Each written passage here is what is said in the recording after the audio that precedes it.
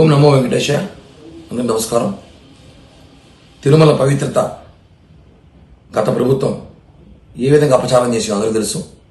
ఈ లడ్డు కూడా అనేక అన్నప్రసాదాలను కూడా ఏదైతే జంతు మాంసాలతో నెయ్యి తయారు చేసి చేశారని చెప్పి ప్రపంచవ్యాప్తంగా అందరికి తెలిసిపోయిందో, ఇప్పుడు ప్రాయశ్చిత్తమో లేకపోతే పశ్చాత్తాపమో లేకపోతే చేసుకున్న తప్పును సరిదిద్దుకోవడానికో పులివెందల ఎమ్మెల్యే మాజీ ముఖ్యమంత్రి జగన్మోహన్ రెడ్డి తిరుమలకు వస్తానని చెప్పి కొత్త డ్రామా తెరలేపారు.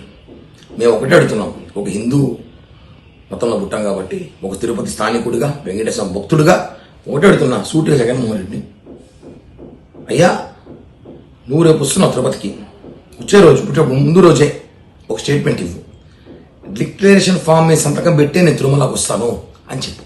ఎందుకు చెప్తున్నా అంటే, మీరు ఎప్పుడు ఇన్ని సంవత్సరాలు ఇప్పుడు తిరుమలకు వచ్చినా ఫ్యామిలీతో రారు, భార్య బిడ్డలతో రారు, ఒక్కడే వస్తారు. ఏ రోజు కూడా డిక్లరేషన్ ఫామ్ సంతకం పెట్టలా. ఎన్నిసార్లు అడిగినా కూడా మీరు పట్టించుకున్న పాపానికి పోలేదు.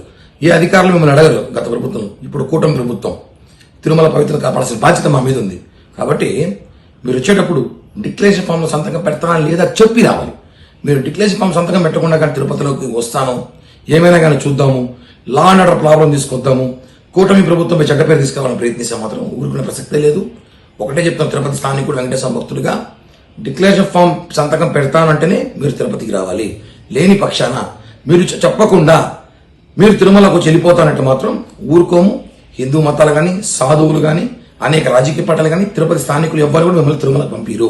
మిమ్మల్ని దర్శనం చేసుకోవాలంటే మీరు ఒకటే చెప్తున్నాం, డిక్లరేషన్ ఫామ్ మీద సంతకం పెడతానని మీరు స్టేట్మెంట్ ఇచ్చే రావాలని చెప్పి కూడా డిమాండ్ చేస్తున్నాం.